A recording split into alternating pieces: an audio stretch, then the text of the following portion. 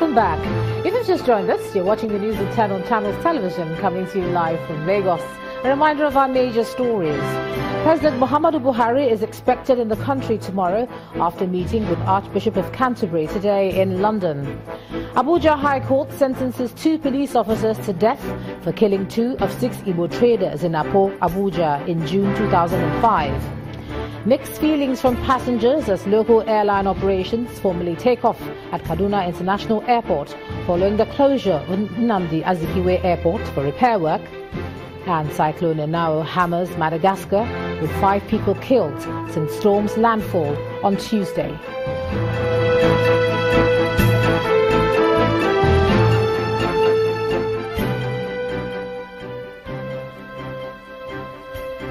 And for more on our top stories and others, please visit our website channelstv.com and youtube.com/channelsweb.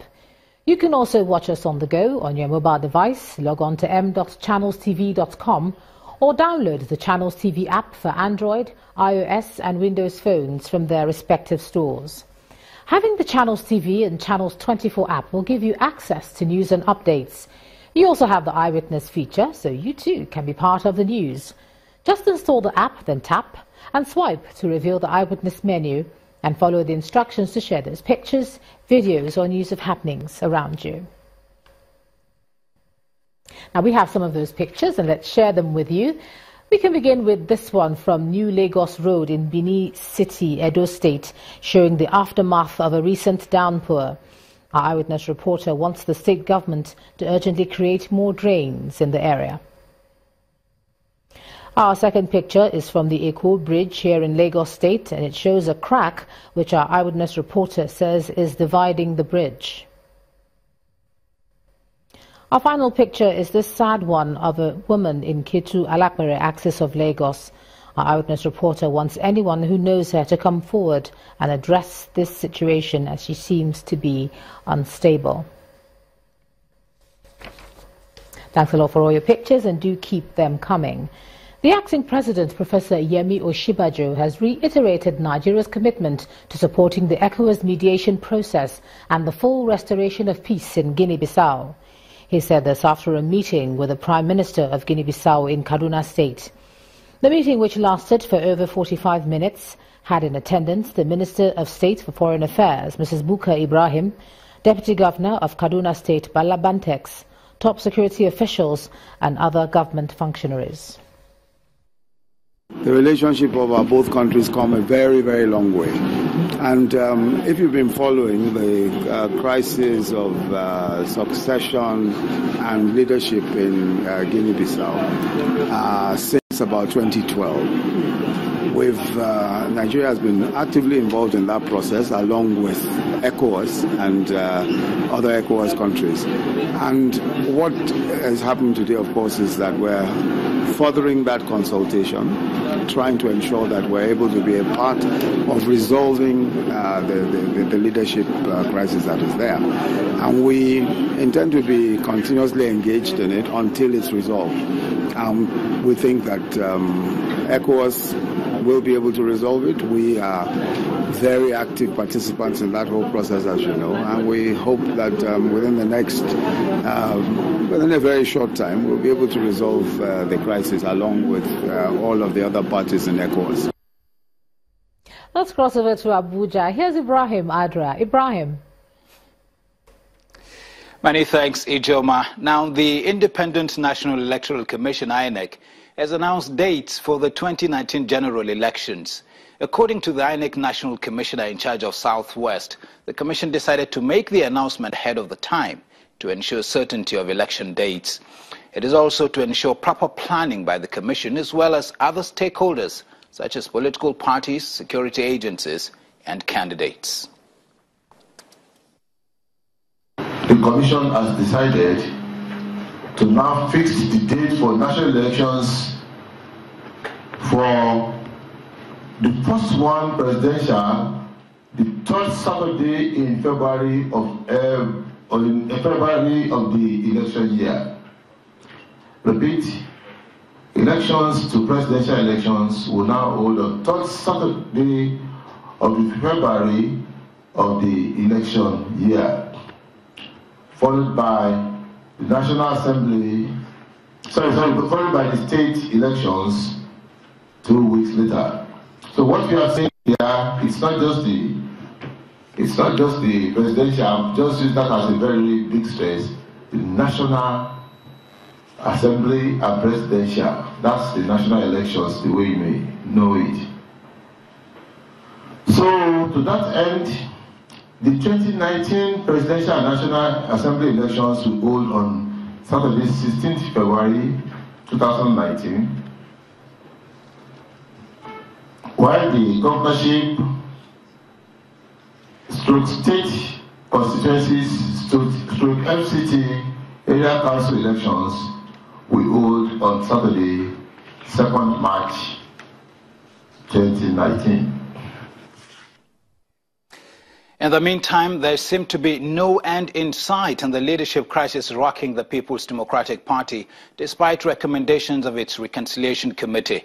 While the national chairman of the PDP, Senator Ali Modu Sharif, says he will accept recommendations by the Governor Siriake Dixon-led committee, the Senator Ahmed Makarfi faction insists there will be no national convention as long as Sharif occupies the party's national secretariat.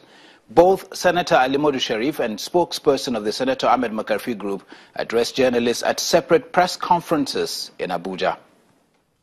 It is barely 24 hours after the governor of Bayelsa State, Siriake Dixon, led members of his Reconciliation Committee to meet with the national chairman of the PDP, Senator Ali Modu Sharif, at the party's national secretariat in Abuja.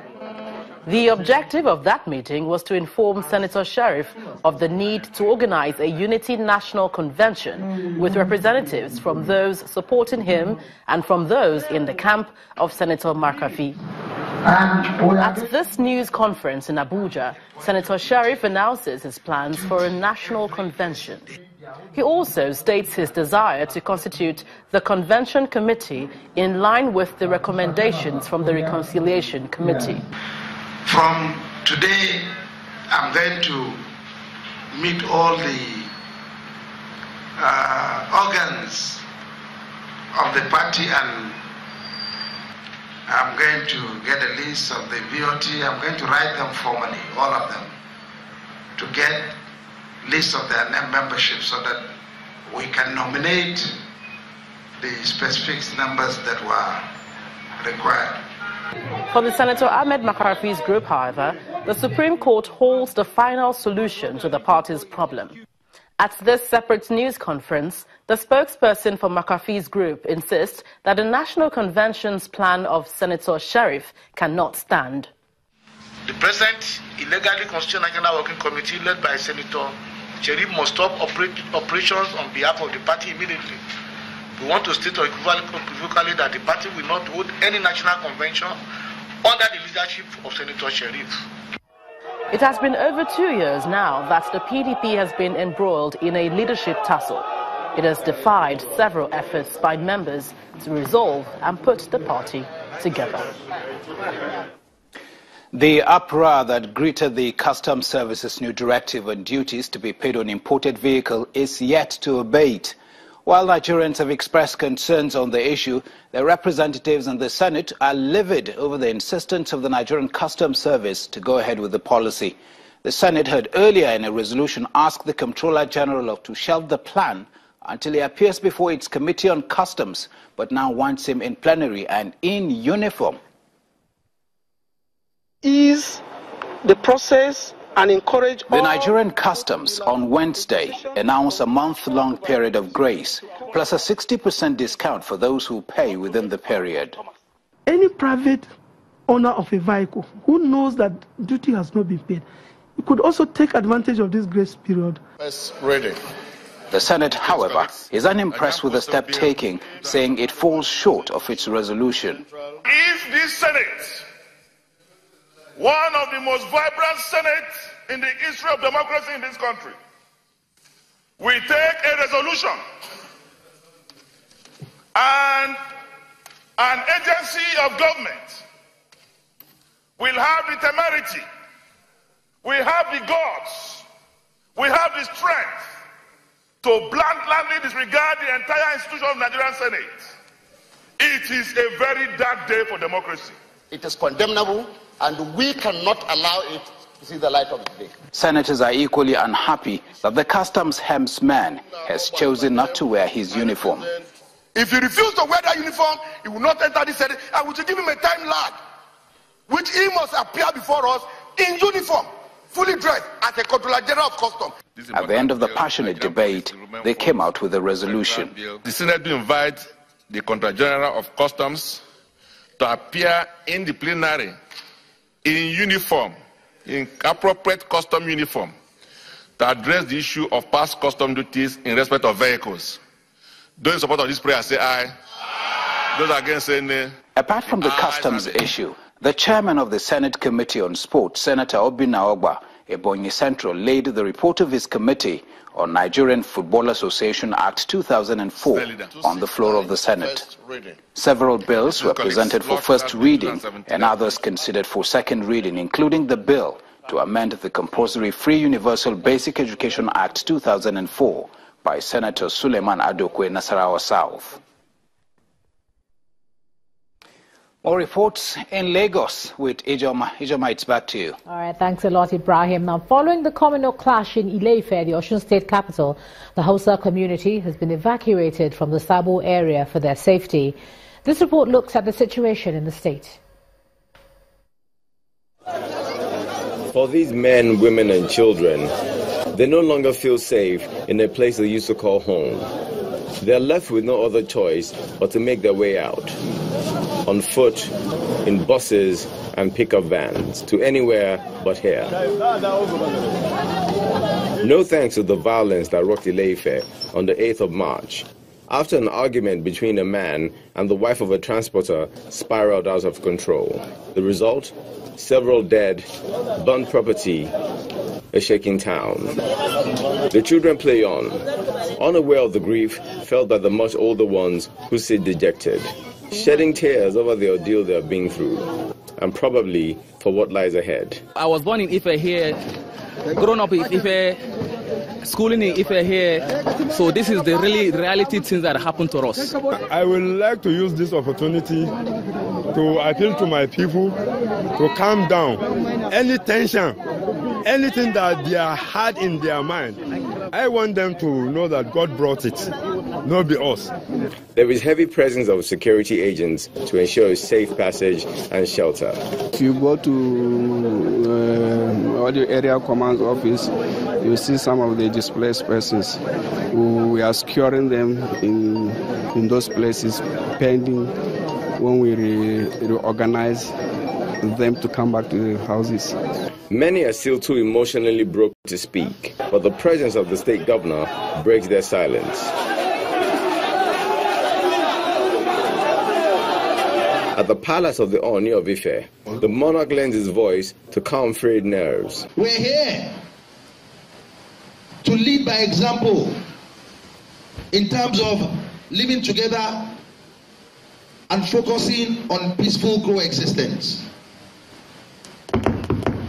It is very important for all of us to know that we don't have a choice. We just have to live together in peace and harmony. In a little while, what caused this crisis may not be remembered, as several versions may be told. But what will not be easily wiped from the mind are images of the losses this matter brought them. Meanwhile, the Inspector General of Police, Ibrahim Idris, says he's deployed a special intervention force to put an end to the ethnic clashes that occurred on Wednesday in Ile-Ife. This comes as the police say they've arrested the arrowhead and principal suspect, including some of his thugs. When the news at 10 returns, Chairman of the Nigerian Economic Summit Group, Bukar Kyari, asks federal government to set clear time frame for economic recovery plan. That's on business. Please stay with us.